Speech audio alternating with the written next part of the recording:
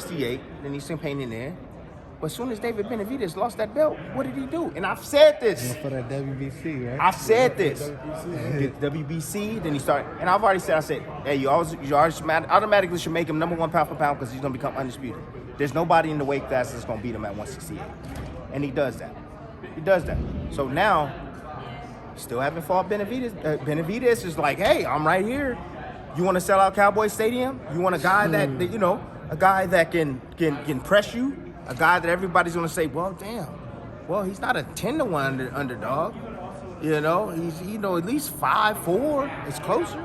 It's a tougher fight. We want to see him in, but he ain't barking up that tree. He don't want none of that. Even Charlo mentioning he'll go to Mexico to fight him. I think a fighter would take that to fight in his hometown. Listen, man, I'm not disrespecting Canelo because Canelo's great for the sport. But what I say, I'm just being honest.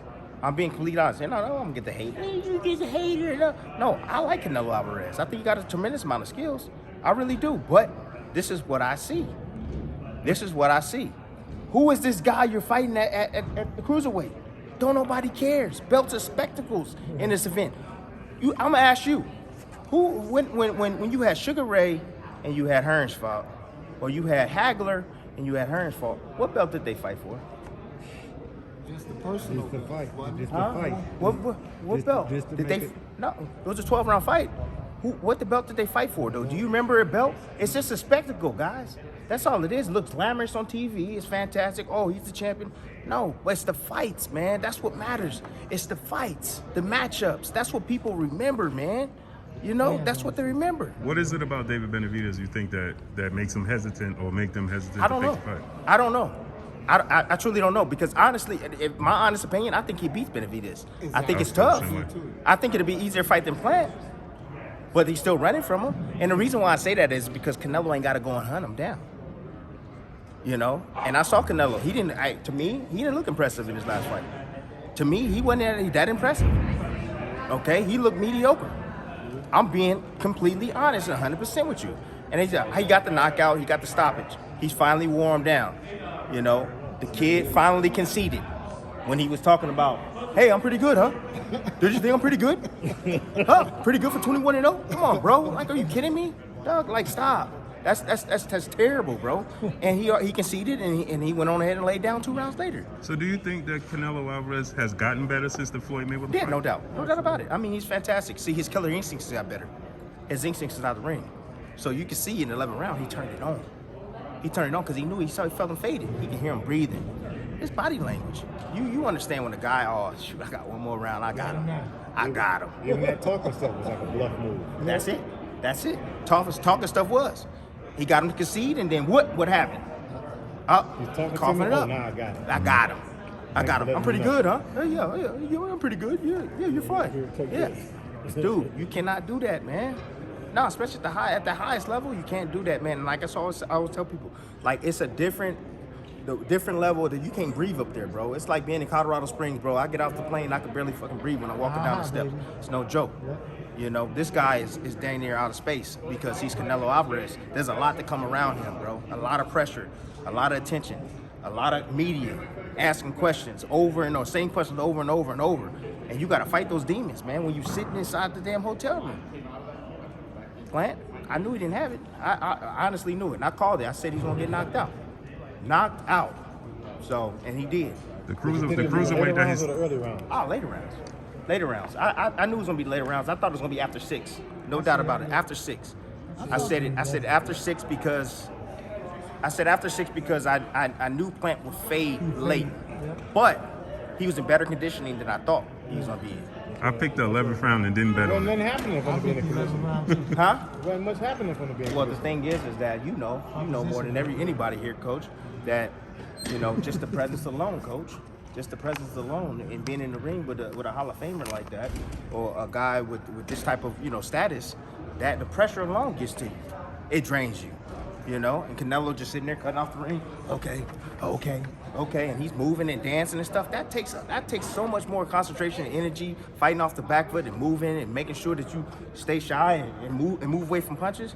Then it's just going and just fight a motherfucker. Just step into a guy. Yeah, he was supposed to. It takes so much more out of you, man, to try to fight a perfect fight like that. That's why I respect Floyd. Floyd is one of the greats to do it. Now, You know? who would you pick to give Canelo Alvarez the toughest fight? You know what? I was studying B-Vol. I've been studying B-Vol. B-Vol. I've been studying B-Vol, okay? But the only downside to B-Vol is he's not active enough.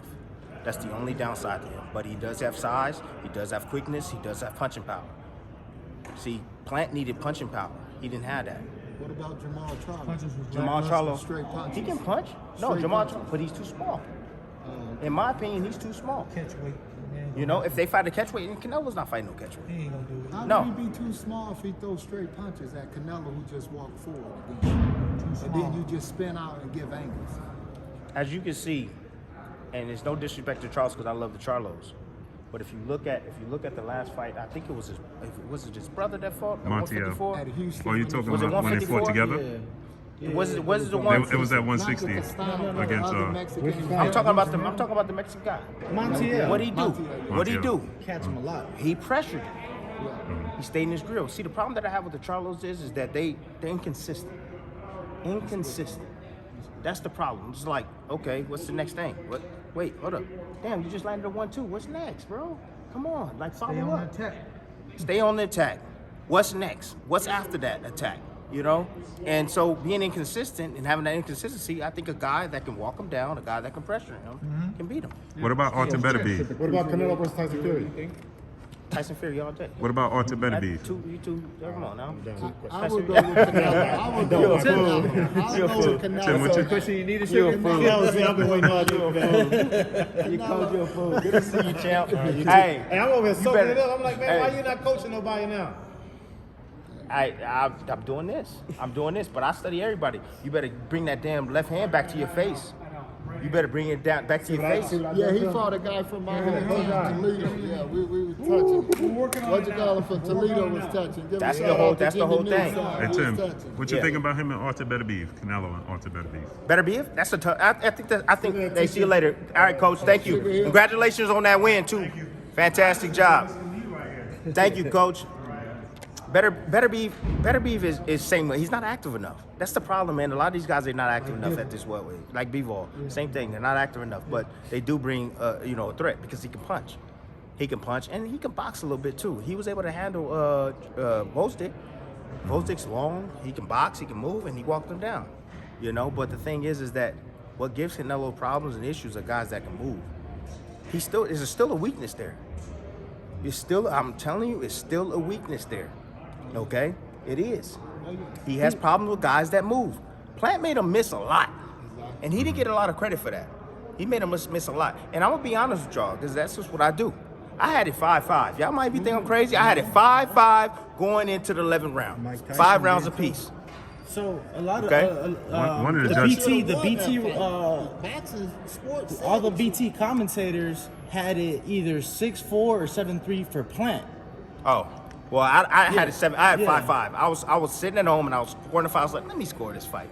And he wasn't getting a lot. Plant wasn't getting a lot of credit for his work. He wasn't getting a lot of credit for his offense. And that typically happens when you're fighting against Canelo Alvarez, a great fighter. That typically happens. A guy that's pressing forward. He's moving forward. Yes, he is moving forward, but he's getting hit too in the process. And I thought Plant was landing some clean shots on him as well. And anytime that Canelo would load up, he would miss. Plant was like, whoo, whoo, whoo. He would miss. You look at the replays. A lot of replays were missed punches. Tim, I gotta ask. I feel like looking at Canelo making that move up to cruiserweight, it's kind of like a Roy Jones when he went up to heavyweight. Right opponent, wouldn't you say? No. Can't convince me on that, bro. There's meat down at the bottom, bro, that he can fight. That's gonna give him better, entertaining type of fights. You know, we want to see entertaining fights with Canelo Alvarez. No, Not no damn 10-1 favorite, bro. I'm telling you, man. No, and Why obviously you he's think coming people back. won't give him the respect, bro? Why you think they won't give him the respect? The Latins won't give him the respect based on that, bro. Because exactly. They give Chavez respect because Chavez is willing to fight all the guys, the top guys. He needs to fight the top guys, and if not, he needs to fight the top opponents stylistically. Stylistically, somebody that's gonna press the issue, somebody that's gonna give him a run for his money. Right. You know, we want to see him in exciting matchups. You want to sell out. I'm telling you, sell out Cowboy Stadium. Fight Benavidez. Yeah. Fight that kid. He's hungry. He wants it. It's not like it's hard to make the fight. I'm pretty sure he'll take whatever you give him because he wants the opportunity. Well, that's what I was gonna say. He's coming. So obviously we know, regardless of the outcome of that fight, he's gonna come back down. I was gonna get your thoughts. Bro, No. why would you come up I was and just then gonna go say back that. down, bro? You're gonna kill your body. Like, you gotta bulk up. It's just so much stuff you gotta do. So you think That- he's gonna that was stay my- with that was- Jones that for was- the cruiser? Bro, I Because think mind you, the that he- WBC they're changing the cruiserweight to 190. So he's not even gonna bulk up all the way to the 200. My thing is, I think that he's going to come back to 75. If Man, listen, That's kill Roy Jones' body doing that, WBC at the kicking end of his the body day is we back Canelo. They willing to do whatever the hell it is. Whatever it is. They willing to do whatever it is for him. Changing the weight to 190. Well, come on, But that's bro. Like, since stop. they added the bridger weight. Man, and forget this bridgeweight stuff, bro. We got enough weight classes already, bro. Right. We got enough weight classes. Why don't we Yeah, shrink some weight classes so we can get some real fights? Right. Shrink some weight classes. It's like 18 some odd weight classes, bro. It's too many weight classes in boxing. You need to be more. You need to be more like the UFC. You know, with a certain amount of weight classes, and that's it. That's it. Having one champion and having all these guys fight your way to the top. Right. At 140, I'm seeing a lot of guys at 140 pounds that are fighting their way to the top. We had one a few weeks ago. You had one. It was Zepeda. He's fought his way back to a shot at the title. Absolutely. You know, gotta you fight got- the best to be the best. But the guys at 140, they're fighting each other. A lot of these guys, they're fighting each other. They have to because they're waiting in line to fight Taylor, Yep. who's holding down all the straps. Josh. And that's what you want. Yep. You want these guys fighting each other so that way they can beat the #1 mandatory to fight Josh So Taylor. why do you think we don't see that at super middle or to get that opportunity? I mean, even before, like it seems like everybody's waiting on that opportunity.